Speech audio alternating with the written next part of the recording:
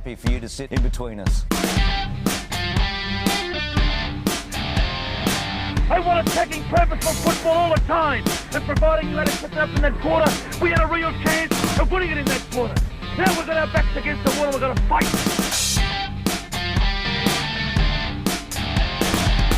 Absolutely nailed it. Holding out on us, by the way. Corporate tickets. Yeah. Didn't say nothing. I had the option and I took it. That's as far as my excuse goes. Is this another shit excuse for going to the strippers? Good time was had. Any clue on which game it was or anything else you did? Yeah. No? Okay. Yeah, no, all right. There was actually it was a funny thing. I've never seen Kick to Kick so well patronised as it was after the Richmond game.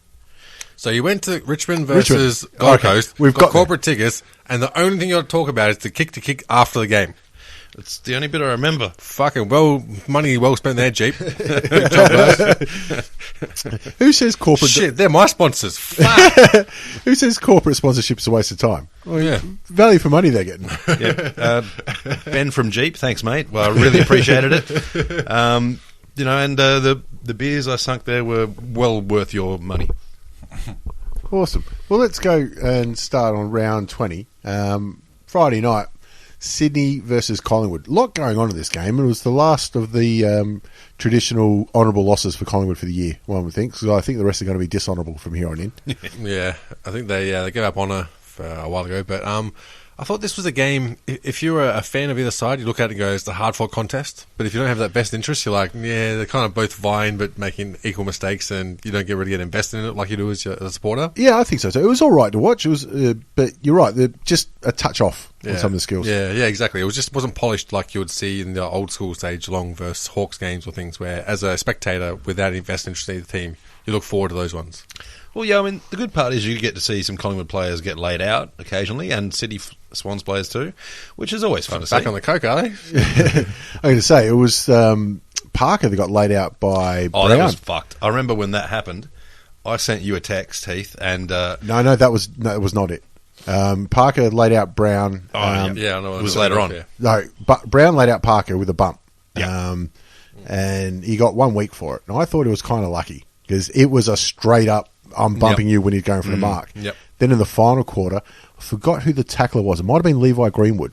But I think it was, actually. He tackled Parker and got him holding the ball and ripped his leg to shreds. Well, he sort of... Yeah. They got a leg tangle, and it looked like... I thought it was a calf slicer initially, except he came down onto his own haunch while Levi Greenwood's leg was sort of rolled over his own toes. They moved sideways and just... It's fucked. I reckon the ref was in there trying to get him to stop it, and he just didn't. Mazzagatti saw nothing wrong with it.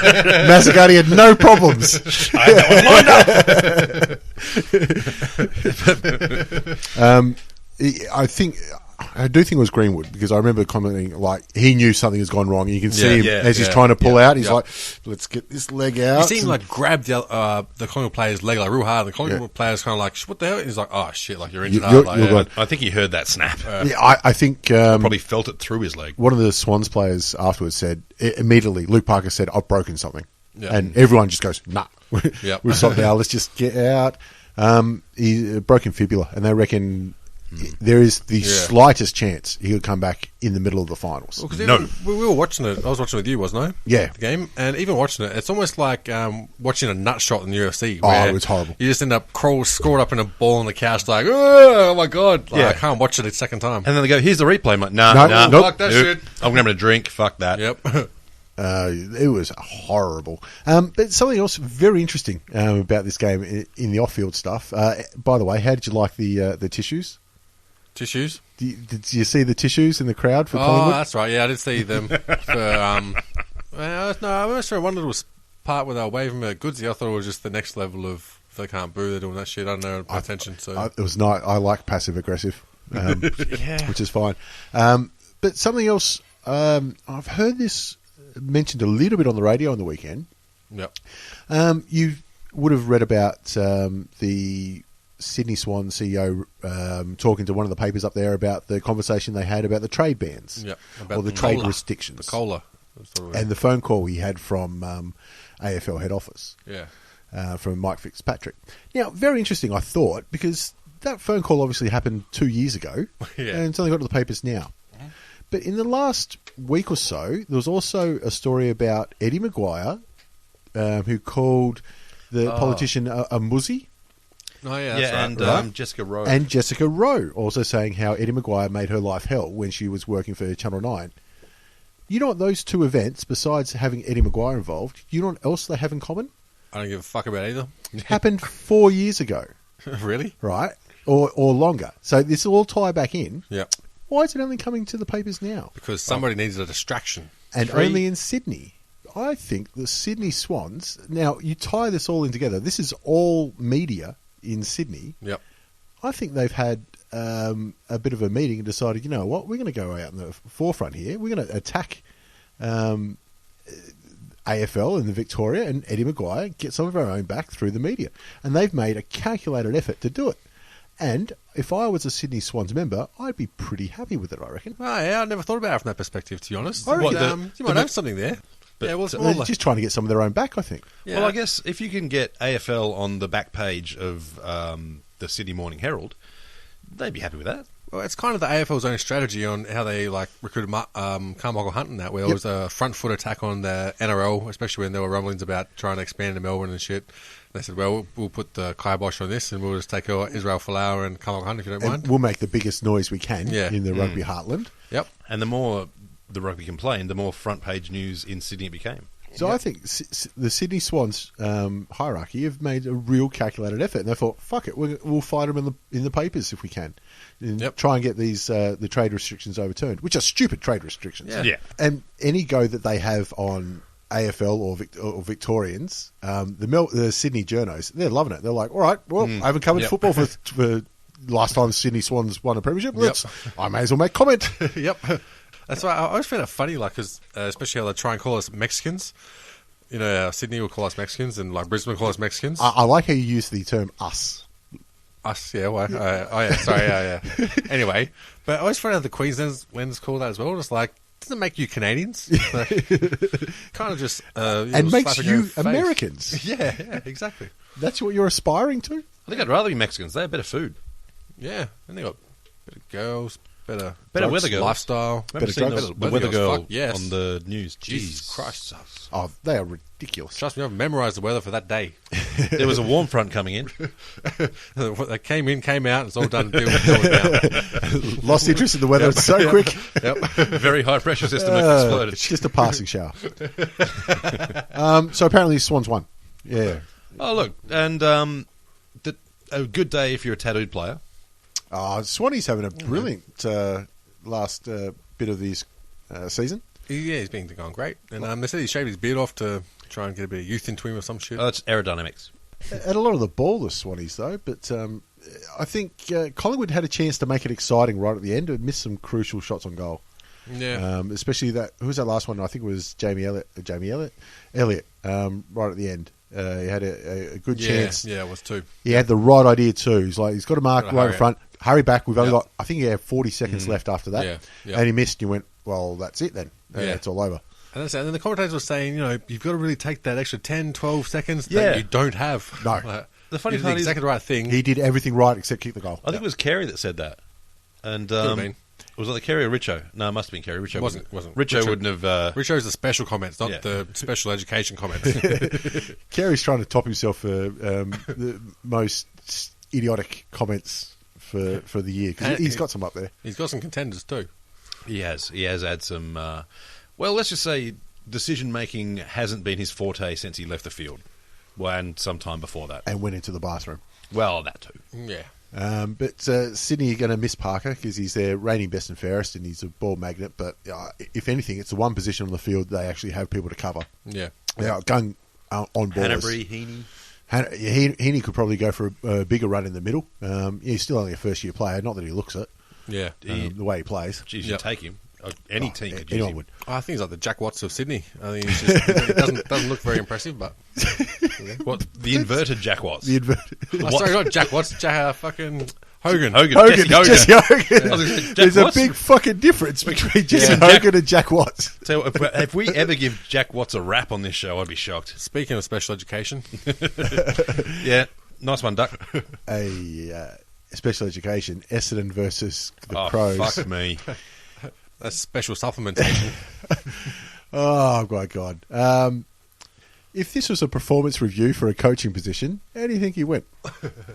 I think he went the sort of performance review where your review gets written in crayon on the back of a Macca's wrapper, and they just say, we couldn't be asked because Well, speaking of review, I think actually Tex Walker gave him a bit of review of their own. I heard that on Triple M this morning in Adelaide. Yeah, gave him just a little... And the thing is, he's probably right too, where he said they were arguing on the field. They just looked like they just had no faith in each other. Yeah. And it's a much different sort of public front that their PR are trying to push across. That's for damn sure. Oh, we're all united. Yeah. So, Fuck you. You go over there. Fuck you. at least Tex came out and said, nah, fuck that bullshit. This is what's going on here, guys. Well, the thing with it all, there was all the big media push of stand by herd and all this shit. No one's fucking stood by the players. They don't give a shit. So if I was a player, I'd feel like I've been hung out to dry. If I was Carlisle, I'd be feeling like a fucking genius. I'm going to say... Is it Carlisle? Is he going to the West Bulldogs? Jake Carlisle, yeah. Rumours that he will. Rumour has it. After in the post-match press conference, James Hird said we're going to have one of the biggest culls and change the list up as much as possible. I reckon he And will. I'll tell you what, I reckon there'll be a few players going, yep, thank you. Yeah, exactly. I've had enough of this shit. Do you reckon? Who do you reckon wants the Herd job?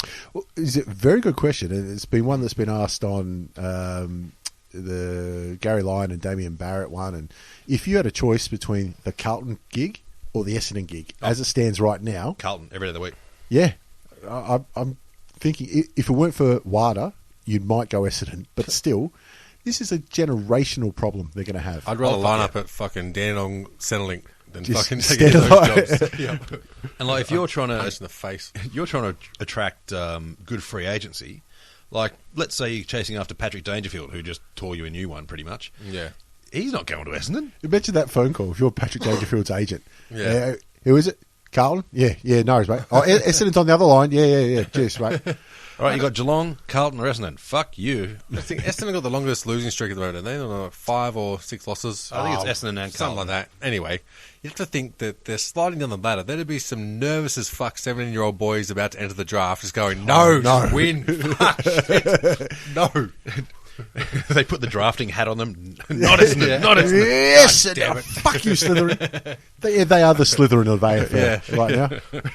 There's all these 17-year-olds trying to get adopted. I'm a father-son pick. Have we ever had an adopted father-son pick?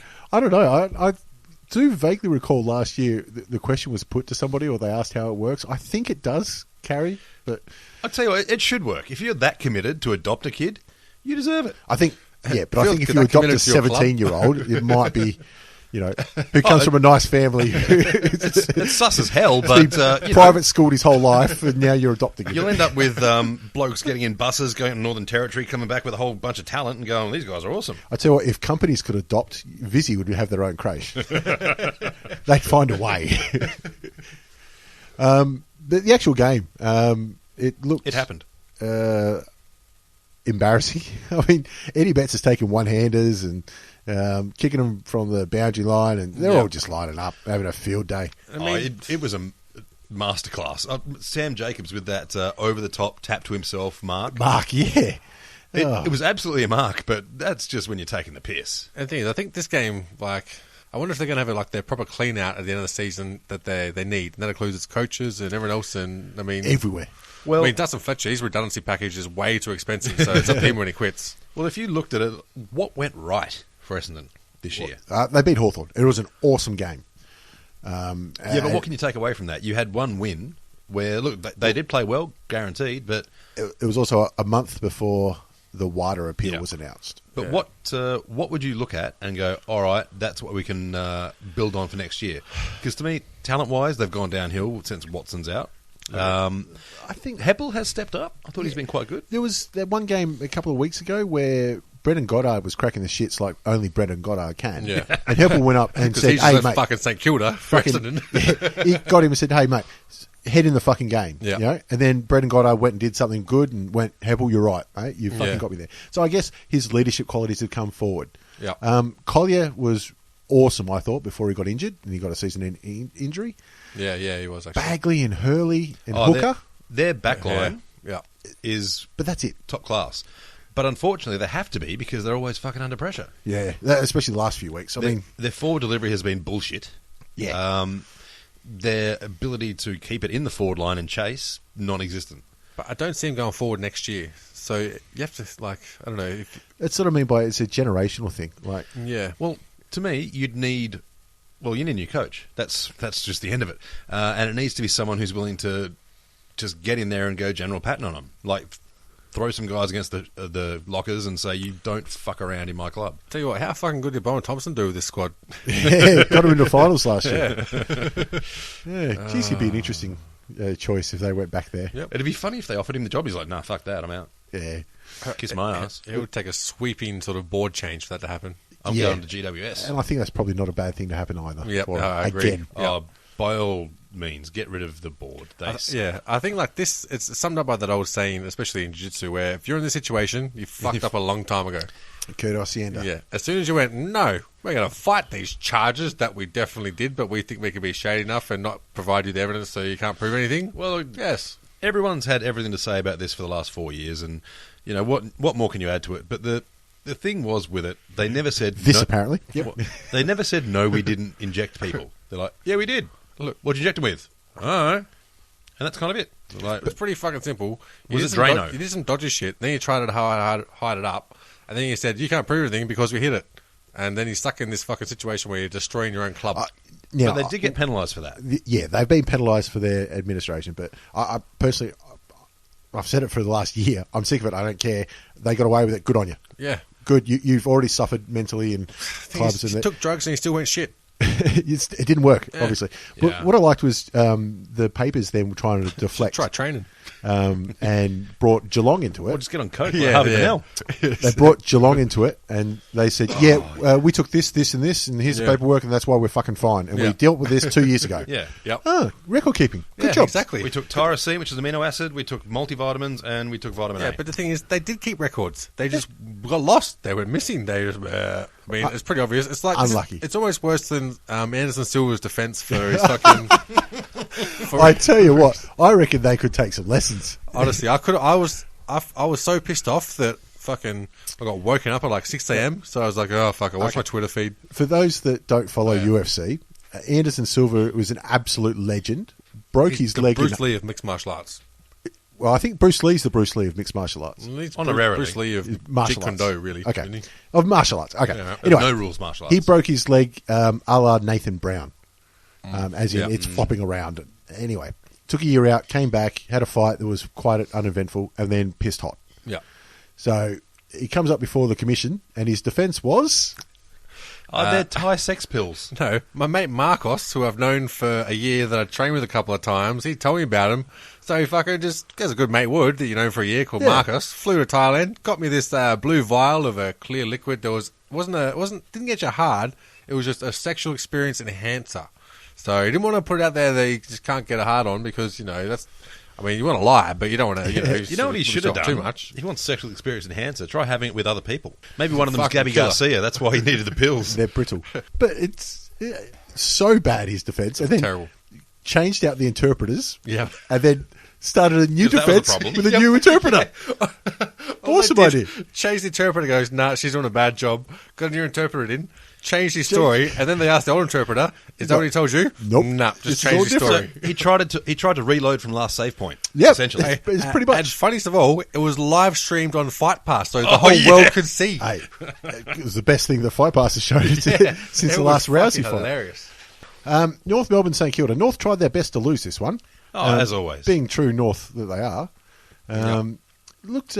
I tuned in the second quarter, and when Saints started on their point kicking spree, they were all over them. They could not touch the ball. Oh, look, as soon as I saw the second quarter and the Saints were all over it, I was pumped. I knew that if we were ahead going into halftime break, we would fuck it up. But It was down in Tassie too, wasn't it? Yes. Down at Blundstone. It's just a good point, too, because you know if you're smashing St Kilda at half-time, they've got every chance of coming back and just getting one over you. Like they did with the Bulldogs earlier in the year. Yeah. Although, year. this is the first game I've seen in probably 3 months where Goldstein was kept to a serviceable game rather than a, holy fuck, he's going to tear this open. He's still got his hit-outs. He dominated there. But around the ground, He was kept low. Yeah, you can always say, where's Hickey? I mean, it's still a good game from him. Don't get me wrong, but it's not a 3-voter. Yeah, probably not. But yeah, I thought Tom Hickey played really well. He got a couple of goals as well. Took some nice marks. It's Boomer Harvey's obviously still got the legs. Yeah. I think this game he equals KB, and he goes one ahead next week. He goes into number 2 spot, which he still doesn't have a contract for next year. Yeah, they gave one. Fucking stupid. They've given one to Robbie Tarrant. He's signed up for 4 years, which after getting a bit of interest from all around the shop, and since he's been shit for the last 5 years, and now he's finally come good. I'm glad he stayed. Brilliant signing for North and for Robbie. Absolutely, absolutely brilliant. 4 years it was. I am glad that he stuck with the team because he has been the form backman, and he's been much more reliable than Scott Thompson has. It's been one of the very few pre-season predictions that I've got right that he'd have a breakout year as well, so I'm happy with that because I'm at about 10. I reckon the shotgun approach. So at the end of the season, are we actually going to go back and listen to our first episodes or something and Yeah, do a yeah. review of how fucking shit we are? Well, I know I've got one in Robbie Tarrant's going well. That was one of my predictions. The other one was Marley Williams. Yep. He's almost there, half a tick. Everything else fucked. Well, okay? I'm pretty sure I predicted Jesse Hogan for the Rising Star. I don't think you knew who Jesse Hogan was. I knew Jack he was. Watts, that fella that I knew he was 120 grand in the fantasy pick. There you are. And then I saw some other dude who's really good at it picked him, so I picked him. But North still need to be able to do more if they're going to do anything in finals. Well, they've got a rough last 3 weeks, actually, it's turned out. It looked like they had an easy run home. I can tell I you. think they're perfect last 3 weeks because the 7th, 8th and 9th will be Richmond, North, and depending on how they go, Western Bulldogs. Depending on how they go in the next week. Those 3 matches, North versus Western and North versus Richmond, and the Western Bulldogs match next week will decide who plays finals and who doesn't. Because one of those teams is probably going to miss out. Well, the good thing for North is the destiny's in their own hands. Yeah. I mean, let's face it, if you can't beat Bulldogs and Richmond, then you're not going to do anything in finals anyway. No. And they're the teams they're going to be competing against in the first week of the finals, most likely. And they're teams that are going to be competing hard because they need to win to stay in the finals race. Just the same as North are. Exactly. So it's going to be a brilliant last couple of rounds.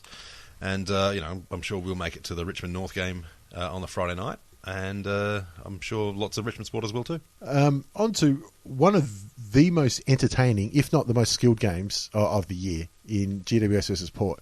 This is an absolute cracker of a game. Plenty of, shall we say, fiery and fracas and melees without going overboard. It's beautiful. I loved every second of it. The good thing was no one used the term unsociable. They just used the term, what the fuck was that? I loved it. I thought it was great. This is how you build rivalries. This is how they start. GWS got their first win against Port, I think, of their history, and it's the game that sunk Primus. Yeah, let's run with that. I mean, again, GWS has still got the massive out in Mumford, and that fucked their season. Oh, yeah, they'd be playing finals if he was still playing. I honestly believe that. No doubt whatsoever. I think it's still mathematically possible that they do. It's just not quite likely. Have you seen a worse missed goal than Reece Palmer ever? Oh, sweet fuck. I don't think you could do that on purpose. Well, No. He was almost walking at that stage too. It's not like it was a hard skill. But well, it's one of those things that just shows, like when you're getting coached, it's always, chase the player, chase the ball until the umpire blows the whistle. And he was rewarded, the defender in this instance. yeah, the Port Adelaide defender, I can't remember who it was, but chased him all the way Pittard, and I think. stopped it. I'm going to say, you're struggling when you've made a fuck up in the goal square and Pittard's giving you shit. Yeah. After last week, Yeah. you can't really bring that up and go, you remember last week when you fucked up? But anyway, he's lucky he kicked another 5 though, which is not a bad day out for Reece Palmer. He hasn't shown this kind of form, I don't think, in a GWS jumper before. So besides having one of the fuck-ups of the week, or fuck-ups of the year, I don't think there's a worse one than that. He's still had a good day out. Jeremy Cameron still looked dangerous up forward, even though he didn't get much of the ball, but copped a nice little tackle from Westhoff there. And I think Westhoff was a little bit lucky just to get the fine. without wearing a match. Cameron's got a habit of copping some pretty tough whacks. He came out and looked like a mummy for the second quarter or something last week. Oh, he got his nose spread across his face. I only started watching the match in the second quarter or whatever it was. It took me at least 10 minutes to figure out who he was. Was it Zach Dawson? No, that was Zach Dawson who got him, wasn't it? Yeah, I think it was. Yeah, big back elbow. Yeah, He's a tough it was bastard, too. Cameron. Yeah. Patton, I didn't think did much, and it's disappointing because he's obviously coming back from injury and hasn't had a good preseason and everything. But geez, I hope he has a better preseason coming up. Well, I mean, he didn't have a preseason. Yeah, well, I think he at was this playing stage, PlayStation or something. yeah, 3 games to go. If Patton walks on the field and walks off his own volition, Yeah. I think that's a good game for Hey, look, Patton. at if this Patton stage. doesn't have 2 degrees by now, he's in trouble. The amount of study he hit. Well, geez, you ain't going to be doing much football when he's a big boy like that. Their injuries don't hold up into your older years like they do for young people. 2 knee recos and not even 50 games. Yeah, and not even, what is he, like 20 fuck all? Yep. Yeah, 20 fuck all. Yeah, Yeah. 20 fuck all. And they've had another season-ending We need to sack a injury. research department. They've had another season-ending You're sacked. injury in Captain Phil Davis. He's done his hammy. Yep. Looked bad too. Yeah, it did. So any faint hope they had of finals, I think, just went out the window. And they got Yep. the Swans this week. So Yep. they'll Which is put a hurdle on. unfortunate because we've been saying it all season long. GWS put on fantastic footy games. Yeah, they Well, play from exciting round games. 5 onwards, I think. Well, yeah, but I think I tipped Gold Coast to be the GWS this season, as we said. As Yeah, a lot of people did. Yep. well, I think we actually tipped Gold Coast to make finals and GWS to drop down. But we meant the other way around, I'm sure. Yeah, well, yeah. But look, if you tune into a GWS game, you're getting good value. You're seeing some pretty nice football, especially with Port as an opposition, and they're quite free flowing. If it's a home, you can probably get in for free. Well, pretty much, They yeah. give out a lot of free tickets. Yeah. Sorry about that. They do. Speaking of which, I think they host the Swans next week. Yes, they What- do. One little fucker that I know is tossing the coin Oh, before the that fucking game. motherfucker. Benny King, you heard me. I'm coming for you. I'm going to fucking take your head off. Just rubs it in. Rubs it in. Everyone would have saw the campaign we had with Heath doing that. Would you write a letter to him? I wrote a letter to Hawthorn to say I'm your man. Yep. I didn't rule out the fact that I could be suffering from The best tosser you know. on the big tosser. Yep. He sends one little fucking tweet at Yeah. GWS. They're that desperate for attention. Yeah. They say, "Oh, you've got 40 followers on Yeah. Twitter. There's a gain for us." Yeah, the tweet was, "I'll suck your dick if I can toss the coin." And how do we know that would work? I would have sent that tweet. No worries. I would have put him for the competition. Yeah. You know? I started the competition. Remember at the old country footy leagues, you'd have to raffle a route. The real country footy leagues. Those ones. I've never heard of these country football The thing leagues. is, though, the problem is every ticket's a winner. And it's the ruckman who is the prize. Yeah, it's usually the old bitch telling them to you too. Port Adelaide, football. Jesus Christ. Archie. Archie and Sam Gray both had their best games of their careers. Man, Archie was higher than a Gold Coast player from a couple of years back.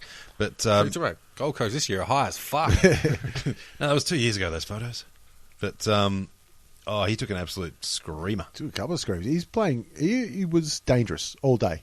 And Sam Gray is obviously always going to be in the shadow of his brother, who's had and backed up last season's breakout year with another strong performance this year. He's really showed that he's earned his place in the side. And Brendan Archie, who's been in and out and in the sub vest a few times, I thought that's something else that Port Adelaide can take out of the year. It's, I think, very uphill for them to make finals, but at least they can get something out of the year. Yeah. Is there an emoji that lets you moon someone? It's just a big middle finger, isn't it? I think if there is one, I reckon Paddy Wright has sent it to James Hurd this week. Wow, Saying, got lucky? Hey, you got fucking unlucky Trust as me. shit, mate. James Hurd's busy collecting all those middle fingers from everyone. I think he noticed Paddy Riders. You know how Stevie J, when he was getting written off by everyone, he's come back and he's tried to send out tweets and all that to the media that wrote him off? Did he? Well, he did. I imagine that Hurd's probably planning on doing the same thing, except I don't think we're getting the opportunity for him to get him back. I think he's got a list of lawsuits lined up, and that's what he's collecting the names for. I didn't realise Well, Stevie J had proven those people who said he was over it wrong yet. No, he hasn't. So- Well, it depends on whether you're proving it to others or to yourself, I guess. And he still won't have a contract next year, but no one's told him. He'll have a contract, but it'll be coaching. This game was still up for grabs in the final quarter, but you could see that GWS were running out of steam. Yep. And that's when Chad Wingard finally stood up. He'd been a bit quiet on the day, I thought, but he kicked a couple of nice goals in the last quarter, and that's what he's there for.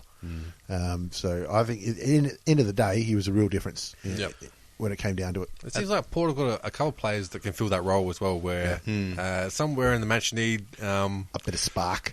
but it's not. They don't have like a strong team. They're not big and physical team, but they've got lots of They do have class. natural talent, and class, and very smooth skills. And they'd see someone to provide that spark, like you said. It seems to motivate the whole team to get across the line. Well, yeah, the thing with it too, Wingard is kind of underrated, like in the Victorian media. He's a class player, and if he was playing for, say a Sydney or a Hawthorn or whatever, we'd probably hear a lot more about him. But they are languishing a bit. I'm gonna say, I think they go on about him a bit every time he plays. Like I said, he kicked 3. I thought he was a bit quiet. In this, yeah, the South Australian commentator will, but with Rashudo, how can you tell what he's saying? I can't understand what he's saying. Yeah, pretty much. And John Butcher, again, finally gets back into the side. And it's you're struggling when Travis Cloak looks at your goal kicking and goes, "Geez, mate, you got to get that fixed." Yeah, it was. I can't believe it. How can he still be a forward? I can understand if you still give him a spot on the list, but how can he be a forward? yeah, just give him like centre forward or just something that's anywhere. not shooting for goal. Anywhere, don't let him anywhere near goal. You hide it when you're fullback. I mean, we had remember Dunkley used to play fullback for.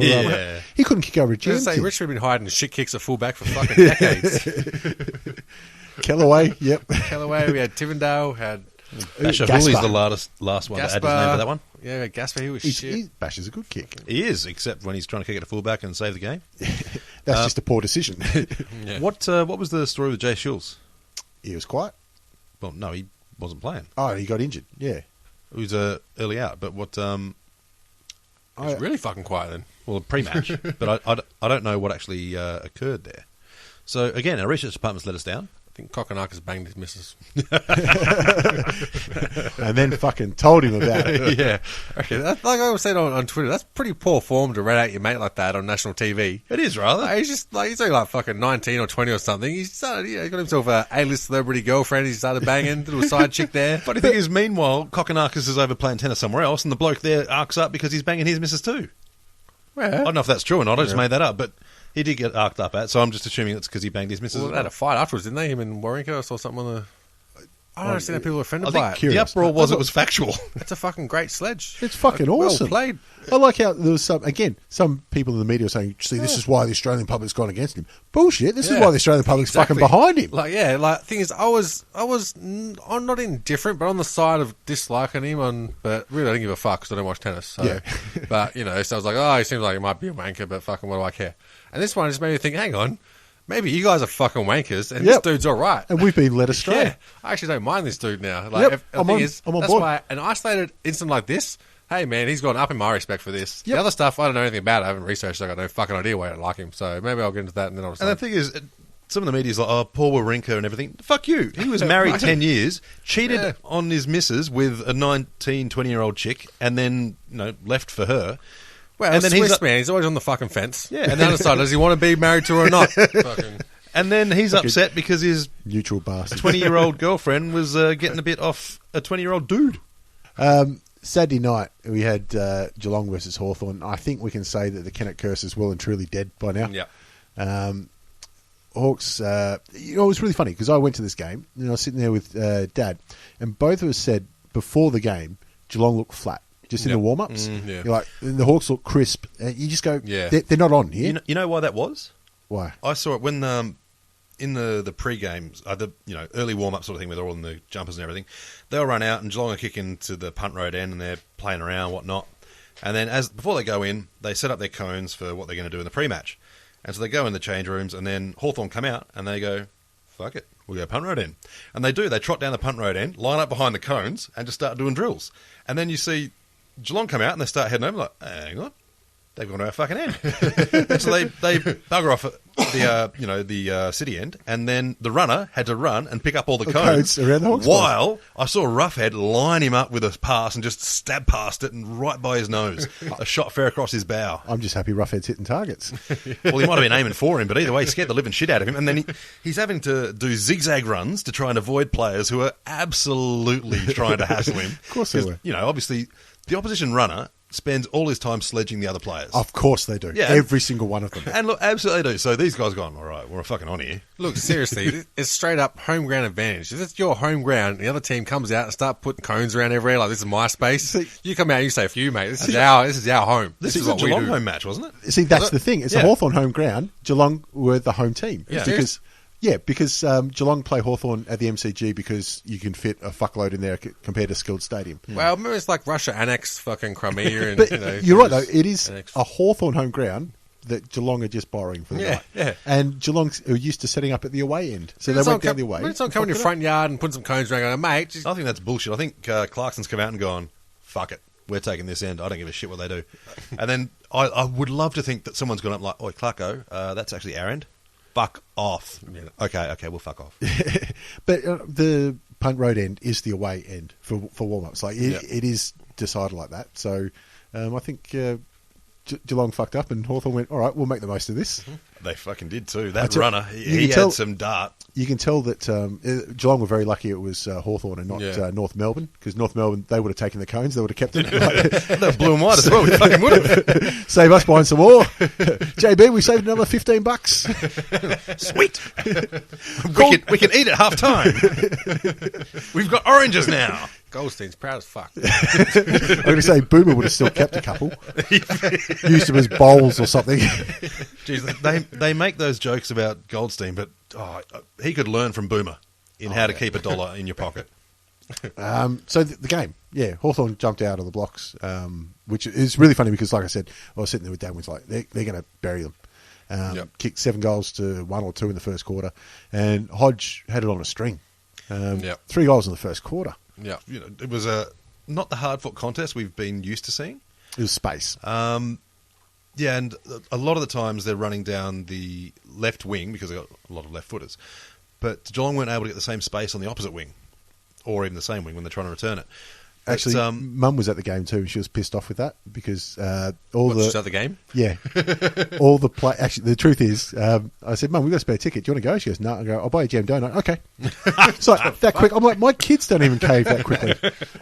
But because all the play was on the members' side wing, and we were on the outer. And she's like, oh, why can't they play out this side? Anyway, go on, you're saying. Well, I was just say one of the fun things I liked to do at this match was watch Puopolo, because I've never seen someone so angry at literally everything. He was even angry at gravity. You've never met a little man before, have you? Yeah, I'm going to say. He was angry at gravity when he tried to mark over David Hale. Did you see it? It was an absolute... That was mark of the decade if he had have taken it. Him and Cyril Rioli are both competing for the dropped mark of the year. And I tell you what, they've got some competition going with themselves because that was unbelievable. He had 2 bites at it. Yeah, he jumped up and actually managed to try and ride another player to almost get as high as David Hale's head. But it's a big old head to get on too. But he had the double ride and the double pump, and then he's juggled it and bobbled it, and fuck, it would have been spectacular had he pulled it down, but he didn't. So not to be. I think with that sort of margin as well, you've got a lot of sort of free will to start doing some spectacular stuff and going for the hanger instead of going front and centre. And he loves a hanger. Don't worry about that. Yeah, I think Cyril at points looked like he could just switch the game onto easy mode for a while and just throw him the ball or something and keep running around and just kick some easy goals. You've got to be tight on Cyril. You can't give him too much latitude. But that drove me nuts. Like watching the game, and you would have seen it yourself, how much space they were giving Gunston and Rioli. Yeah. Like Gunston, look, I'm not pretending I'm an AFL fullback, but if I'm playing on a forward who's rather mobile... Just pretend you are. What would you do? I would be pretty close to him, I reckon. Exactly right. I'd probably say, all right, there you are. I'm going to be right fucking next to you. He is a very clever runner, Gunston, though. He sneaks around behind so many times. Does, yeah. No doubt, but I'd probably try and stay close to him and not let him get, say, 5 metres in front of me. Because it makes you look pretty dumb when he's got the ball and just runs right around you. Also, in the post-match, I heard Ruffy say that he had Harry Taylor on him. and he dragged him up the ground as much as he could, so he couldn't do the floating across. Yeah. So even though Ruffy's had a quiet night, he's played his role very well.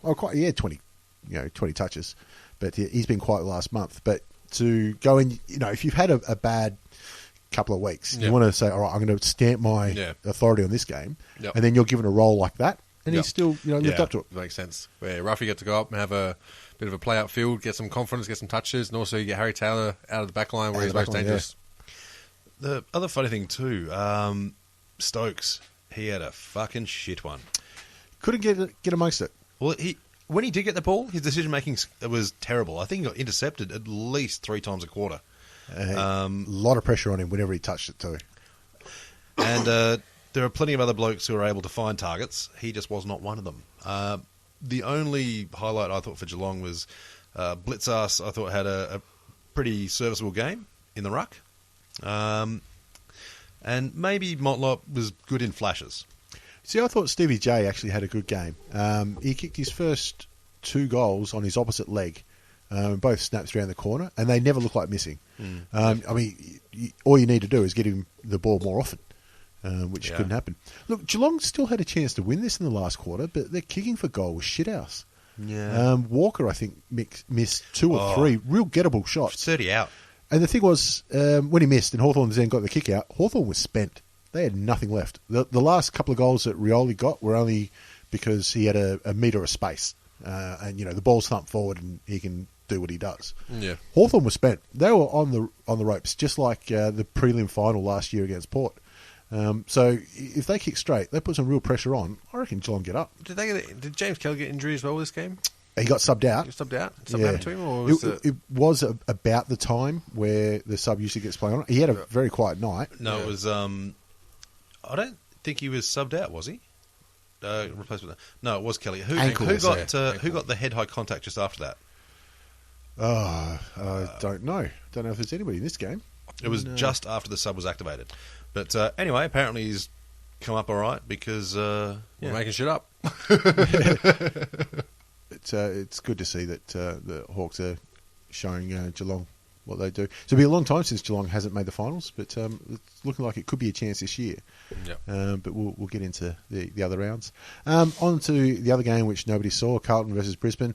Look, the scores were 131-67, but really, whose word have we got to say that happened? Well, the only thing that we would have evidence of it happening was that Carlton lost. I mean, if Carlton had won by 100 points, we'd be like, oh, come on, bullshit. I tell you what, obviously, after we've had Joffa on the podcast, I've kept up with him on Facebook. Yep. He was loving it.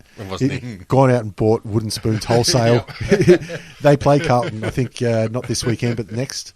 They still want to go? Awesome. But the funny thing is, Carlton still might avoid the wooden spoon. Just purely on percentage, because Brisbane have got some tough games to come. Yeah, I think Carlton might have a few more hiding in their future, though. What did you make of Jamison giving Mitch Robinson the cold shoulder? Yeah, I mean, it seems like there's always that sort of unspoken rule that you leave everything on the field. Yep. And I think the best sort of example of that was Dangerfield versus from Melbourne. Van Berlo. No, not Van Berlo, the other one. Bernie Vince. Where he tagged him, touched him up, gave him the roughen up on the field, and then post a photo on Instagram that night on Instagram of them having a drink. That's how it should be. Yep, absolutely. So remember, Goddard and Del Santo had that too. Look, I'm not saying that there aren't situations where you certainly should not shake a man's hand if he's done something really fucked up. That's not something really fucked up that you don't shake his hand for. Like, that's just being a little whiny bitch. Do you remember Geelong versus Fremantle when Crowley went to shake Stevie J's hand? Stevie J shook his hand and then pushed him with the chest straight after. But at least he shook his hand. That's fair play. That's fair play. That's okay. I'm okay with that. I remember, I think it was actually a Geelong Hawthorn match as well. They had it as the highlights a few years back where, I can't remember the players involved, but the Hawthorn players grabbed the Geelong player by the scruff of the shirt, got his arm cocked back like he's going to do some sort of punch, and the siren goes, and he's like, oh. Reaches down, shakes his hand, lifts him up. I don't know if it's the same one, but I remember that happening like clear as day. I can remember it from 1997 against Adelaide or something. It was like, literally, read back for the punch, siren's gone, shake hands. I do remember that as well. But that's AFL as fuck. And that should be absolutely the way it is all the time. Yeah. But what I did like about it was, Jamison's in the change rooms afterwards going, I did it, I fucked up, I shouldn't have done it. And as far as I'm concerned, that's where it ends. Yeah. Even though we're still talking about it now, but you know. I mean, to be honest, we got to hear his side of the story because, to be fair, Mitch Robertson seems like a fucking wanker, so he could have not liked him for his entire career. Yeah. And now there's the only chance on camera that he has to shake his hand, has to shake his hand on camera. He's like, I've never shaken your hand once in my life, I'm not going to fucking start now. So maybe we've got to hear the other side of the story. And look, on Mitch Robertson, he had a great game. He had to do it because he'd burned all his bridges at Carlton, and that's why he had to go. He's got another chance up at Brisbane, and he's made the most of it. Now he's said he wants to be in the leadership group. So hopefully, if you're putting in the performances on the field, you can follow it up. Carlton now have as many bridges as Hawaii. Nobody. I did see Stephen Martin apparently is being shopped around a little bit by his I manager. didn't read that. Rumours are he wants to come back to Melbourne. As in see the city, not the team. Pretty much. And there'd be plenty of clubs interested too. Fucking Because he has had a fucking good season. I'll give you a tip. If he's on the market, there's 17 clubs interested. Try and pick a Melbourne-based team that doesn't want him, that couldn't use him. Not that wouldn't want him, but couldn't use him. Well, yeah, even North, if they pull him, Goldstein's going to sub his contract over and just take a bit of cream off the top and make money that way.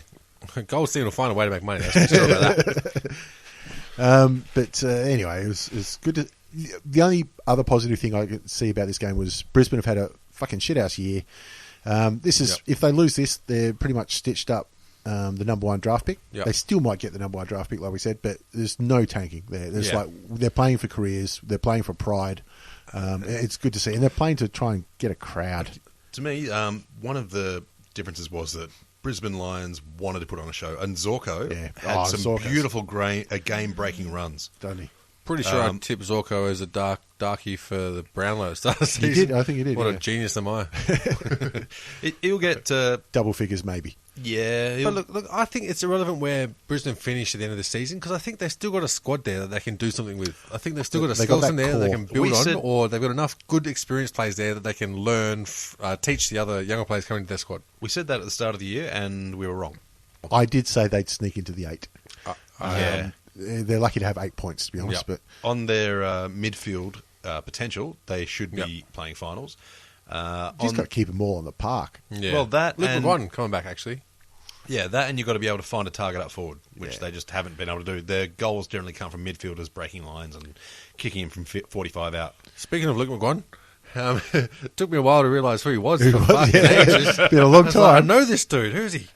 That's right. Look, Richmond support. That's right. It's Richmond. Yeah, that's right. He used to stick it up for us too. He used to just do fucking horrible things at fullback for Richmond. And they stick him in full forward down at Brisbane. He starts having a blinder. Gee, Rance has really gone against tradition there, hasn't he? He has. He's really ruined. It must be like when you go to the old times for Richmond. It must be the other fullbacks. They're going, "You fucking cunt, you asshole." Hey, here's this scumbag. Yeah, exactly. You son of a bitch.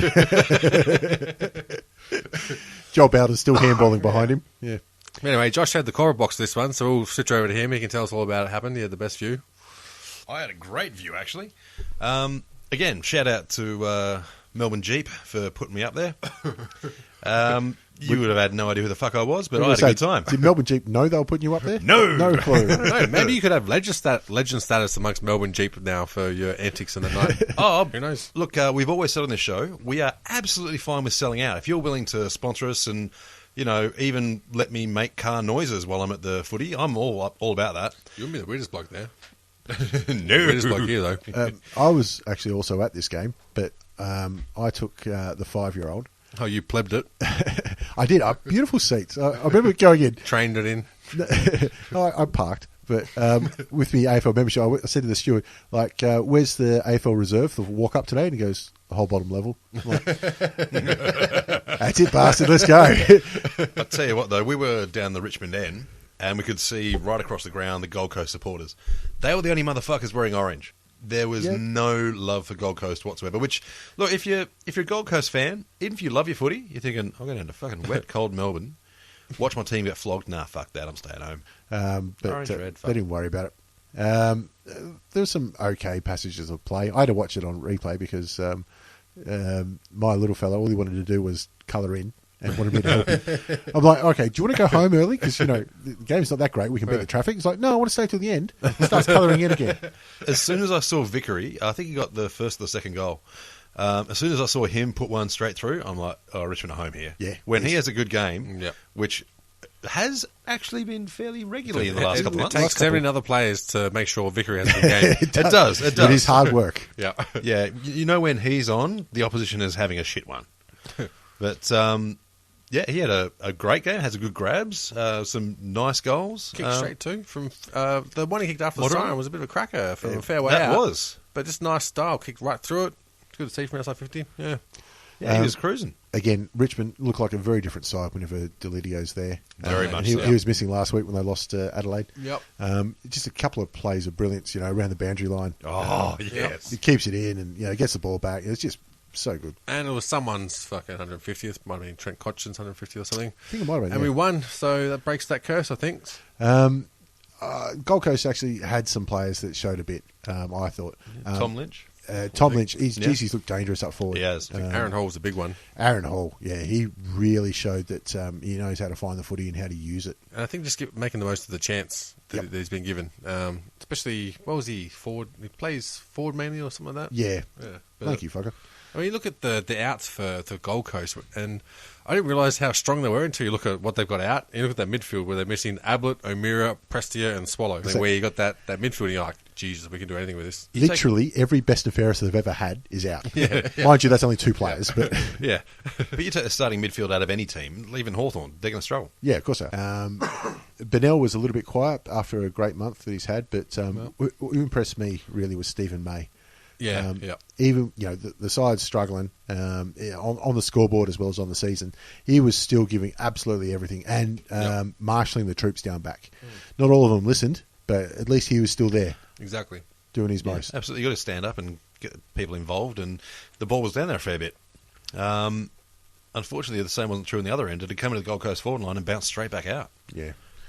Basher Hooley had some beautiful runs too, and unlike what's happened in the past where we said he'll kick when he's finished running, he was making good decisions. He was. Absolutely was. Under plenty of pressure, Yep. too. Hitting target. Moderate pressure. Yeah, and even when Griggs is kicking goals on the run round the corner, you're travelling all right. Yeah, but I mean, let's be honest, Greg, no chance of hand passing that in that position. Not going to happen. Hey, Tigers, 22 goals, 6. Yeah. That's not a bad effort at You got to all. love that conversion. And especially where we had a couple of games where we did really bad in that aspect. So it's good to see that they've made a tweak to whatever they're doing and it's worked. Yeah. Like the players have got the faith or whatever the fuck they do, but it's actually worked. They've saw a problem and they've been able to adjust and neutralise it. Bulldogs in Melbourne over at Etihad Stadium. Most notable as well because the women's match was on earlier. Yep. I thought it was great to see in the women's match when in one incident there was a tight ball up or something, and one of the girls has gone the punch in the guts. I thought, you girls are fucking taking this serious. Good job.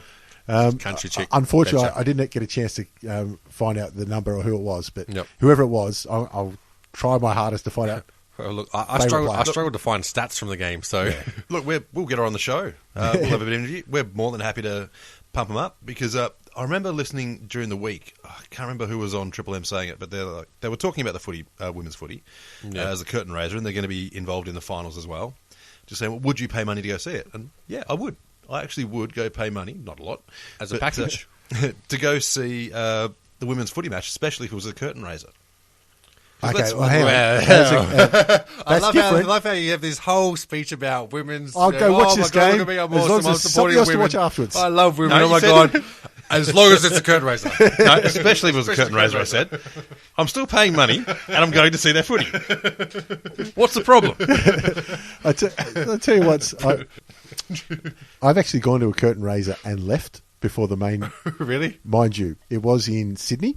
Oh yeah. The curtain raiser was the Harlem Globetrotters. Really? And then they had a Harlem Globetrotters game, and afterwards was Western Sydney versus Sydney in the, Jesus. in the NBL. Oh my I god! swear 90% of the crowd left. Wait, what fucking promoter did that shit? Well, the NBL do anything to try and get somebody Yeah, to that's watch. true. So we went, and I think I was corporate tickets actually. Yeah. To watch the Harlem Globetrotters, and I think they only played I guess thirds. Right. Because after the third, I can't call it a quarter. Period? The third period, they went, and they're finished, and they're like, well, Look they over only played there! three. Look over there! And then the Sydney Kings and I think the Western Sydney Razorbacks, I don't even know they still exist, Oh, yeah. came out. And I went, there's an NBL game on? Like, trains leaving soon. I don't know if I saw the first tip. But anyway, so That's the there's funny thing. You knew more players playing for the Globetrotters than for the NBA. Yeah, pretty NBL. ESPN sometimes show old Globetrotters games from like the 70s and Do they? 80s. And I watched one once. Everything's the same. Oh, yeah. Really? They're all the tricks, same. same All the gags. same. Yeah. It's a Nobody franchise. cares. TV ruined them. The other thing about the Chicks game, I think it was quite amazing the skill level that was actually there. Like, The goal kicking. I think we've got to mention Taylor Harris, don't we? Like, Yeah. She had maybe it might have been the age, or it might have been the Herald Sun said that she should be able to teach Cloak and Kennedy about kicking style and kicking accuracy. There was nothing wrong with their kicking styles. Yeah. And she wasn't the only one. Textbook. She took a hanger too, Yeah, which nice. didn't hurt at all. So that'll get excited about women's footy. Yeah, right. She can come on the show too. But it was a close game too. There was only 4 points difference, I think, at the end of it. I think Melbourne won 6-4 to Western Bulldogs 5-6. There you are. I think that was the second inaugural game they've had. I think they won last year as well. No, the second this year. This year, sorry. But yeah. I think it's 4 or 5 games they've had, and I think Melbourne are still undefeated. Well, they're pumping it up, saying they want more AFL men's teams to have a women's team as well. They're trying to create a women's league, yeah. And I'm all for that. I think that's going to be fantastic. Actually, one little side step to that. You know that women come to Old Timers these days. Yeah. Yeah. They have their own women's league that's been going a couple of years now. Yeah, and Old Timers for any footy club. Footy clubs are generally very traditional. Like a lot of footy clubs, they're amalgamating with netball teams or having women's footy leagues and whatnot. And some of the old lads are a little bit worried. They're like, some of these Old Timers events, they get a bit rowdy. There might be it's a country footy league, so there's going to be nudity. But by the end of the night, everyone was drunk. There was nudity still, and food fight happened, and good time was had by all. And there was boobs this time. I was going to say, if you can go to a country league Old Timers and pick the men from the women, you're doing a good job. Well, I tell you what, I thought... Women keep their pants on half the time. Cool shit. Remember, Country from. we used to have the 2 high schools in Broken Hill would play Yeah. a game every year, and they'd Yeah. have the women's, I guess the girls' game first, Yeah. and then the shite. men's afterwards. Yeah. They had to cancel the women's game for too many fights. Yeah, exactly. Because it was so funny, because I remember I was playing it when they stopped those. They probably started up again now. Yeah. When the boys would have our game, we go shake hands and we go, guys, we've got finals in the proper league. Yeah. Let's go light today. Yeah. So the boys' games were kind of a little bit relaxed like that. There were still fights. Yeah. Yeah, but it's country footy. Plus, they were never close, so we smashed them. Well, they're saying that the participation levels in women's footy around the country has gone something astronomical in the last It's couple of been years. crazy. Well, they It's like- look young. Yeah, there's a lot of uni students That's and that good, kind of though. stuff That's what they playing should be, in this yeah. game. But I think they said something like 30% of Really? players in suburban and country leagues around the country are women, which I couldn't believe. Yeah. Look, That's amazing, yeah. trying to They start only- up the women's league And you can pay them 10% less. starting up the women's league for the AFL teams, it's not going to make money on its own. Yeah. Because women's sport, for whatever reason, struggles to do that. It's because it's country boring to wide. watch, let's be honest. It's not going to be as good to watch as the men's. No. But as something to encourage more participation at the grassroots level, Yeah. I think they say that membership bases are 50% female or pretty much close to it. So on that side of the coin, I think it's a very smart business move, and the PR side of it as well. Don't gloss over it and say, it's tokenism and all that kind of stuff. It's a great move business-wise. Yeah. Off its own bat, it's not going to make any money. But Exactly. neither is the Oz Kickers at half-time. Yep. Neither is the NBL. No, the NBL's Yeah. fucking stupid. That's who got the NBA in. Actually, that would be a realistic target. If the women's AFL can beat the crowds at the NBL, I think that'd be a success, and I think it's possible. I think it's very possible just with because there's more players, so Yeah. you'd have Yeah, more exactly. Family members. more family members. I think you get there. You just have the parents of the players come. I think you're going to beat NBL. Yep. On to the actual game, Bulldogs and Melbourne. Bulldogs put the first 12 goals on the board, and I think it was a struggle after that, Melbourne, to come back from 12 goals. I think they struggled after the first 4 on the board. Well, they were a bit unlucky with the first 12 goals, really. I think there's some umpires did some stuff and shit happened. Geez, the Bulldogs were crisp. Weren't they? They They were were- really good. They were run out of the back line, and every Crisp. handball was just hit play a for the Bulldogs. target. There's a lot of crisps. Yeah. Geez, they looked on. Melbourne weren't that shocking in the first quarter, but Bulldogs were just on another level. Yeah. Well- And what then? When we look at the cellar dwellers, like you got Melbourne, Carlton, and Brisbane. Melbourne are much, much better than those two teams. I think so too. Yeah. Not so converted on the actual ladder, but if I was a Melbourne supporter, you've got a good coach. You've got some fucking spectacular future players in Hogan, Gawn. They've got that core. Brayshaw has had a pretty good season.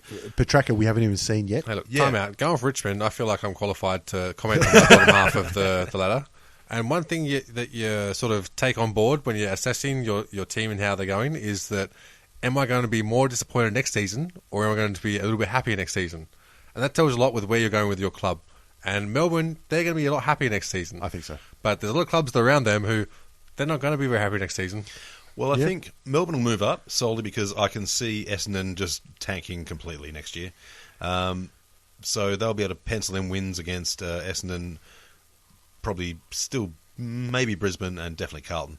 So I think they'll go up next year. But even so, they're getting some games into some youngsters. And look, if Hogan's not on a 10-year contract, soon I'd be shocked. If Hogan signs a 10-year contract, he's a dumb cunt. Maxi Gawn signed on again during this year. I'll tell you what, perfect timing from him. Yep. Puts together 1 month of good footy, signs a new contract. Well done, lad. Well played, whoever his manager is. I think that, that they were just blown out of the water by how crisp the Dogs were. And Dogs had winners all over the ground. But it's not just that Melbourne aren't quite up to finals ability at the moment, but Western Bulldogs are playing some damn good football. Sitting fourth, mind you. Yeah. Fourth. They got Freo this week, which will be a massive test for them. Yeah, the thing is, no, Well, They West don't Coast, I think. West Coast, sorry. also West got Coast. Freo, but they're not a lucky fourth. Like, if you No. like, they haven't had. fucking earned it. How the fuck are they there fourth? Yeah. Yeah, they've picked up wins against the teams they should beat, as well as beaten a few teams that you thought they might struggle against. So they're beating everyone. Yeah, just about. But no, and they're playing fantastic looking football. It's beautiful to watch. Like they've got endless amounts of speed, as opposed to Coke, which is the Gold Coast team. But they're able to just run in just beautiful packs and find an open player, which has been a mark of Hawthorn as well.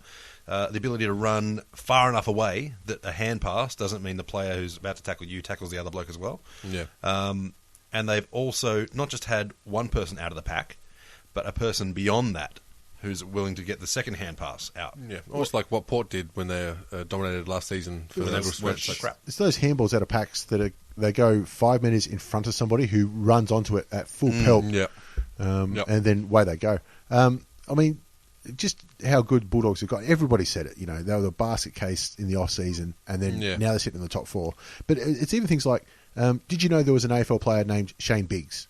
You know, before this year. No. And he's picked up 24 touches and kicked a goal for Bulldogs, and he's had a good month. Really, again, it's those kind of players that you're on your fringe that start to contribute, and then pushes everybody else up as well. And it's almost like they've been forced to blood a lot of young players and just rely on the natural talent. And they've done it. And it's worked. Yeah, like it's good management from It's perfect. whatever Leverage. the whole team of coaches are doing there. They've just nailed it. And especially to come out firing like that. It says that their preparation for games and whatever they're doing, they're nailing it. Speaks a lot for a first-year coach. Yeah, too, doesn't it? exactly.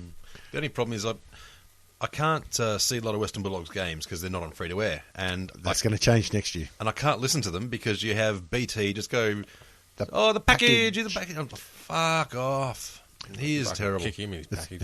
Yeah. It's the only good thing about them having so many Foxtel games is you don't have to listen to them. Yeah. Bont, he's back amongst it too. Good to Yep. see him kick another couple of goals after he had another great game last week against Port. So good to see he backed it up. It's scary how young their stars are. He's 19, Bontempelli. Have you fucking know. 19. If you look at the scoring worm from that game, it looks like one of the settings on my Stairmaster. It is amazing. You've got a Stairmaster? No, but it's funnier if I say I do. On the Stairmaster I once saw. Because it's funny that Bulldogs won by nearly 100 points, 98 points, and went a quarter without kicking a goal. It's just phenomenal. Yep. But anyway, on to the most built-up derby that I can ever remember. I mean, I know that they've had others that were in finals and bigger ones, but geez, the talk about this one in Melbourne was massive. Yeah. Let alone what it must have been like over there. As in we heard about it. Oh, we heard about Which it we every normally fucking don't. 5 minutes. As in, we almost cared about it more. We're like, this is important for Well, what happens with their... As a Hawthorn supporter, I did, because if West Coast lost, it means we go into second. People were looking at, booking, some days off and shit for the weekend games in Hawthorn, Melbourne for the finals. Well, yeah, because people have got Fife for the Brownlow, so if it gets reported, they want to know about it. Yeah, that's true. Also, they got Goldsteins in the... I reckon it's a darkie for the Brownlow. Yeah, a lot of people, I think, have put money on Goldstein now. Yeah, Goldstein's got money on Fife. Yeah, Brett's laying off on Goldstein. They already got 10 grand on I think- Fife. They're just laying off on Goldstein. Well, I think the ones that Fife's have already paid out on. Yeah, now you just lay it off. Yeah. hedging. West Coast, their midfield was just dominant. Fremantle have earned the right, I think, to play bruise free. Oh, yeah. Because, they've only lost 3. And they're going to finish with the minor premiership. Nothing short of a miracle can stop that from happening. So now they can afford to rest a few players. And, the ones that are making the long plane flight over the other side of the country can now, let's rest a couple. Well, absolutely. Because if you're Ross Lyon, you don't give a fuck about the minor premiership. No. There's the only achievement you want is a premiership. Yeah, making the grand final means nothing to Fremantle. No. They need to win. That's their pass mark is the whole kit and caboodle. Yeah, they can't be. West Coast have already surprised everyone, I think, including themselves. But if they got knocked out in, let's say, in a prelim, they can still go back and go, you know what? It's been a pretty good fucking year, boys. Oh, yeah. Fremantle can't. That would be one where their season review would be pretty positive. Yeah. Whereas if Freo comes second by a point, they get to the grand final and lose by a point, there's going to be shit hit the fan. Because their window is getting narrow, a little bit narrower. We're going to see Ross Lyon just go fucking mental after that. The only thing he's missing is the coach is the ring, the crown. I could see the laptop flying through the screen. But if he doesn't get a premiership before his coaching career is done, then he sort of drops out of the ranks of those people who we talk about the greatest coaches of these eras. Yeah, we've said it many times before, and Terry Wallace said it on the radio beautifully. Who's the best coach to never win a premiership? And you go, exactly. Me. Yeah, exactly. What about the nice little elbow? Well, there was a from fair Silvani. bit of Jesus, fair bit of nastiness coming out of that because of the elbow and the biting incident. Well, that was from Maston on the other side. Derbies are known to have a bit of spite in them. Yep. But that elbow, I think they reported as being 70 metres off the ball or something like that. Oh, you could see it. Something ridiculous. Yeah, it was well away. 80 maybe. Taught him a fucking lesson, though. Unless your Barry Hall is in play. Yeah. But it's been sent straight to the tribunal. Any predictions? Well, considering Cripps has got a fractured jaw, I don't think we'll see him in regular season. I'm predicting we'll see him in Vegas in a couple of weeks, and he'll be there until March, I reckon. March, maybe April. Yep, maybe April. Maybe April. Yep. I can't see it being less than 5. He's going to go on a study tour over in Europe or some shit. Unless he gets the blokes who had a look at Coonies last week. In that case, he'll get 2. Gets a reference from his mum or something. Just gets a bill. It's pretty hard to get a reference on that one. What's the fucking evidence? You fucking did it. It's going to be very interesting what happens then. Because Zach Dawson comes back in after his fucking stupid suspension. Yeah. But Freo, going into the finals, Ryan Crowley comes out of suspension in the second week of the finals. Yeah. You going to play him? Well, if you're out Silvani, maybe you do. Maybe he's not really a player you give the vest to, but he's definitely someone that in finals he's the sort of bloke that will do anything to win, and those are always handy to have. Yeah, I think literally he'll grab a fucking runner and belt the other player with the runner if he needs to. I think they got enough of those players as well, though. I think they got a few people that would be putting their hand up for that role, but I think they won't. But are they as dirty as Crowley? Ballantyne. He's as hated as Crowley, but I think dirty, isn't he? Yeah, he is. He's a shithead, but I think Crowley is worse. I don't think they will. I think that they'll put him in there to plug gaps if someone gets injured or whatever omissions they have. But I think on own merit, you can't have someone who hasn't had match fitness coming in the second round. Hasn't played in over 12 months. He's not a walk-in. Cannot do that. Can he walk into a preliminary final? No, cannot do that. I 100% agree with you, but it's not a bad trump to have up your hand. And look, put him in the Resies, and next weekend, maybe. But I Jesus, don't see hard. I don't see how you take someone out of that squad to put him in there. Look, if you got an injury, and let's Yeah. say, and you're playing a prelim final at home, and let's say it's against Hawthorn, Yeah. and Sam Mitchell's been killing it, Yeah. geez, I'm not saying you put him in, but Yeah. geez, you think about it. You'd think about it, but Well, you'd have to sort of take it, well, the old saying, take it week by week. You'd sit him down on the Tuesday before and see how he goes on the track. And look, a bloke like that's a competitor. So he will go out and kill himself to try and get the team across the line. If you say your job is to never go more than a metre from Sam Mitchell, you make sure if he gets the ball, your thumbprint's on it at least. Well, I mean, and that's how he plays. That's the only Yeah. good thing. I think he's the only player, maybe besides Sandilands, Yeah. you can consider playing in a final after 12 months off. Yeah. Because it's not like he uses the ball well or it's his touch that he needs to get back. He's ferocious. He stands next to somebody and makes sure they doesn't get the ball. I think you can maybe do that. But, Yep. geez, it's a brave coach that puts somebody in after 12 months in a prelim. I agree. And I think you'll find even the best competitors at whatever high-level sport you're doing, they'll all agree that the ring rust is real. Yeah, absolutely it is. But, well, I was going to move on and talk a bit about West Coast and how deep they're going to go. Pritters, pretty quiet match. Yeah, he was. But their midfield was absolutely killing it, so he can afford to. That's what I mean. The midfield that they've got is fucking spectacular. And they keep getting defenders injured, and they keep replacing them, and they're doing fucking brilliantly. That's the other issue for them now. Schofield's gone down as well. Looks like a hammy, so that's another couple of weeks. How many more people can they come up, put in defence, and kill it? Well, I think they might have reached their limit now. I fucking hope so, or else the other teams are fucked. But, I mean, they're hosting Bulldogs this week, and they've lost Schofield as well. But there is a good chance that they could get Nick Nat back. And I think the emotion of getting Nick Nat back is going to be something amazing for them. And look, that's going to be a spectacular match. Western Bulldogs have been putting on some fantastic matches. West Coast are always brilliant to watch with their star midfield. Look, if you don't watch this match, you're missing football. out. You don't like football if you're No. not watching this one. And look, And the Bulldogs go to the match. Well, I mean, West Coast, they can't. They sell out before the game even starts every week because of the way their membership's structured. But Bulldogs have already come out and said we're going to try and run them off their feet, which It's I a big think fucking call. It's obvious the way the Bulldogs play, but geez, I'll tell you what, it sounds like they're going to go out all guns blazing, and they have to. If they want a top 4 spot, they win it, and just quietly that'd help Hawthorn lovely if they could do that. That's going to be an absolute cracker, but it's good to see that the derbies are still fiery. Still like the bit of the biff. Well, it makes a big difference when you're 1 and 2 as well. Yep. Oh, yeah.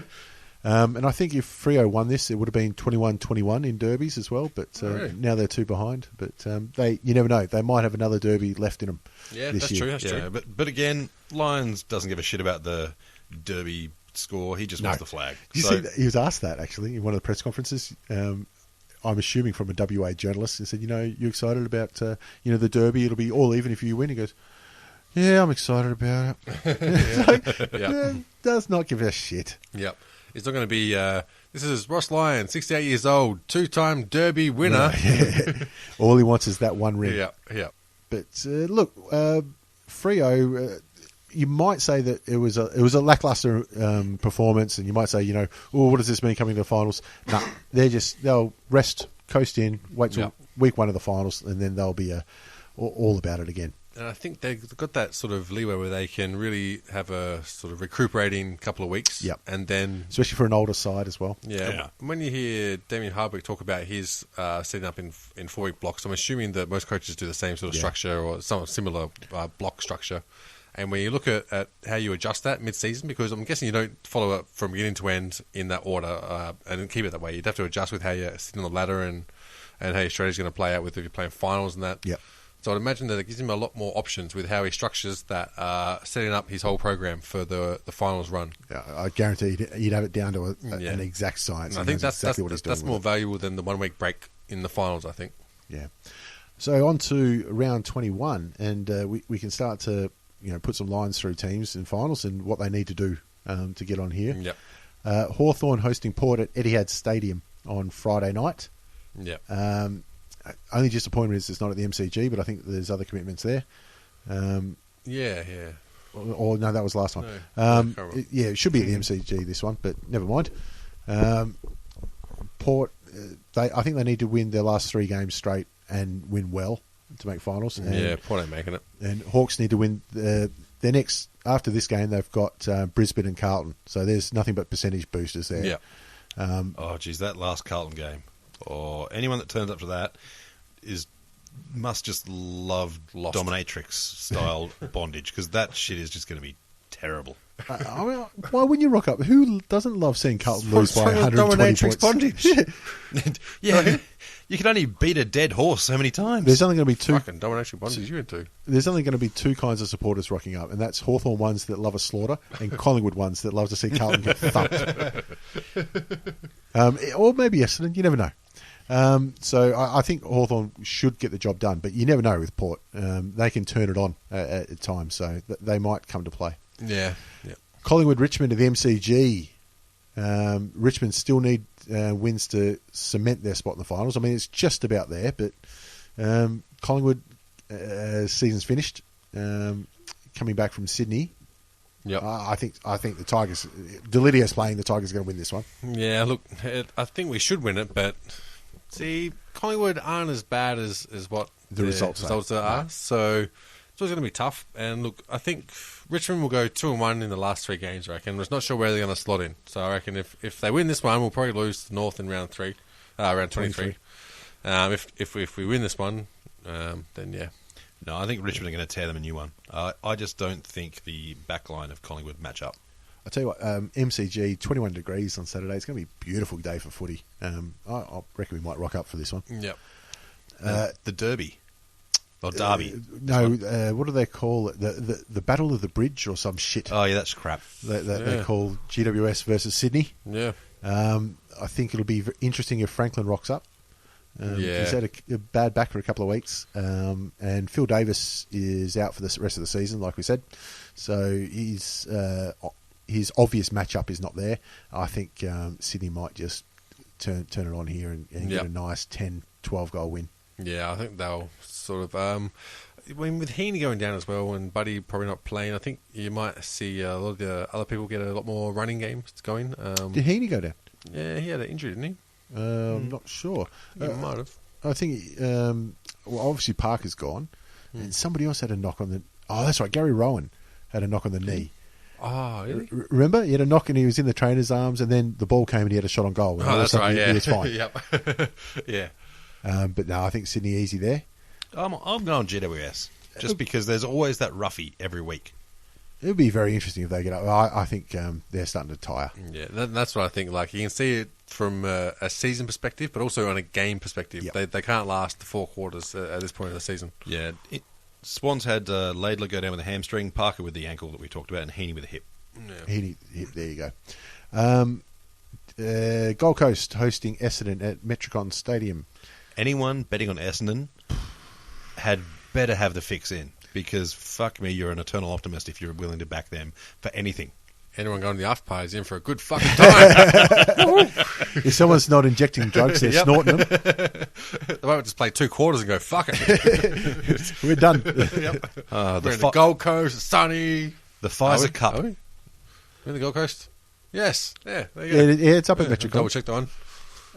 St Kilda hosting Geelong at Etihad. Do you reckon Essendon will come back? Or will they do a Sierra Leone athlete? Just go up there and stay. Yeah. They might claim asylum. A few of them should be put in an asylum. Fuck, Christmas Island, shit. Actually, yeah. Next week. Okay. All right. Yep. Got the all clear. St Kilda Score Geelong. review. St Kilda Geelong.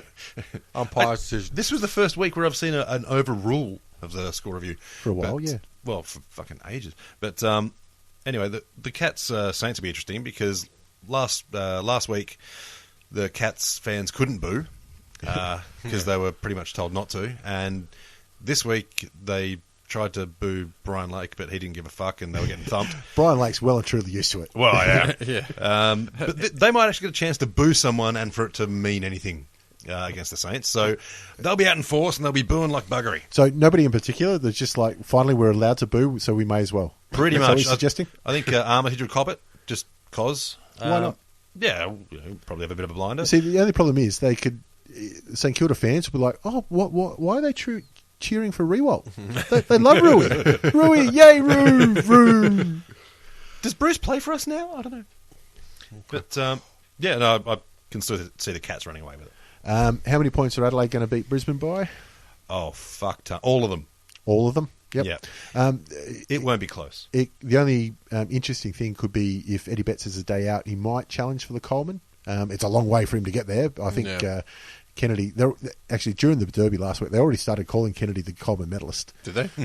Which, they're not wrong. Yeah. But, still, a little bit early. Adelaide are going to absolutely thump them at Adelaide Oval. The thing is, though, if I was coaching Brisbane, besides having a job, I would just tell my midfielders, pair up, whatever danger, like whoever's, say, Zorko on danger, wherever he goes, you go, and you just watch the way he does everything. See, I was thinking the same thing. I'll put Zorko in danger and go, let's he was going to get his 30, you get your 30, make yours count more. Yeah. A bit like Fife and Dangerfield. Just let the 2 stars go for it. Yeah. Same with Sloane. You can throw, probably Rich on him. I don't know. Just try and match them up. Don't tag them exactly. Yeah. But try and beat them to the ball. Get the contested possessions where you can. And look, you're going to lose.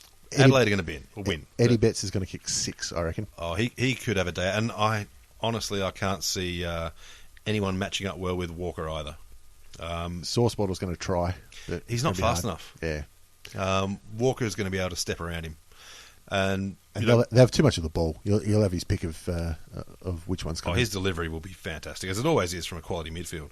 But, we'll give Tex a bit of a pump up. He's played on some great backlines in the last couple of weeks. Well, Hurley's a pretty decent backman. Yeah. And prior to that, So Rance. Last week. They played us in the last week. Yeah, Hurley and then Rance before that, who's the All-Australian backman. And he hasn't managed to put all on the board, but he's certainly been getting plenty of the ball. Yeah, he's been marking well. They're looking for another percentage booster there. North Melbourne hosting Freo, and I actually reckon North Melbourne on this one because I think Freo might coast it in. Really? See, I'm cautiously tipping North as well because I think Freo have got the cue in the rack. Yep. They'll finish 3rd at the very worst, and that would mean the world has ended essentially. Once you've got a top 2 spot, does it matter whether you're first or second?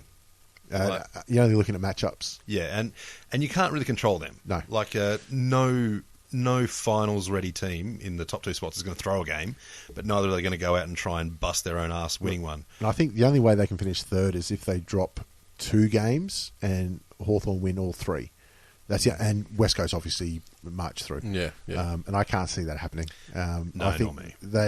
they're almost allowed a loss in the last 3 rounds, and I think this might be it. Yeah. Yep. Being a travelling match, they'll trounce Melbourne at home. So you pencil that one in, take that to the bank. And Port in the last round. Yeah, those 2 are locks. And the North game, if this happened a month ago, you could not tip North. But as it is, I'm going to go out and probably get a $2.50 value bet. Yeah, I think North will win this one. And also, the WA teams don't like Etihad. They reckon it's too hard of a surface. So I think they'll use that as an excuse. It was about this time last year that Freo lost by 12 goals to St Kilda. So yeah, that's right. I reckon they'll leave a few people behind. There's always those matches in the last few weeks, though, where the finals ready teams have, they're playing bruise-free football, and they're playing for a flag. They're not trying to win the last 3 matches. They're trying to win the last match. Traditionally, West Coast and Freo have a down week after the Derby as well, a lot of the time. So this could be it. Carlton, Melbourne. Tough game to watch. Yep. West Coast, Western Bulldogs. Yep. Again, it's post-Derby. It's game of the round, quite clearly. Absolutely. Yeah. I think West Coast can still hold up. I think the journey for the young Bulldogs side is going to be too much for them. Oh, geez. No, I'm on the Bulldogs. I think they are going to cause a lot of trouble in finals, just because they are going to run their absolute guts out, and they won't die wondering. No, they'll be outclassed at some stage, but you'll have to earn every score against them, which is what finals football is all about. Yep. Accountable football, and they play very good accountable football. I think if there is a weakness at West Coast, it's that they've lost so many key backmen. We've got Maston as well, where he might still be sitting on the seat. I think Maston cannot play. Most important loss as well. Yeah. The good thing is they've got other quality midfielders, but their main strength is that they've had such a depth of quality midfielders. Yep. You lose one, okay, you can cover it, but Yeah. then if somebody else goes down, it creates more. But at least the Bulldogs don't have a real massive, big key forward. Yeah, exactly. Key backmen need to play on. They've got Stringer and all the others and Cramery that Yep. can go around and kick goals, but at least the weakness for the West Coast Eagles is also the weakness for the Bulldogs. So I think that helps them there. And that's why I'm still picking the Eagles there. Yeah. And that'll be round 21, so only a couple of weeks to go. Yeah, good round, getting exciting. Yep. That'll do us. All right. All right, see you next Tuesday. Catch you up.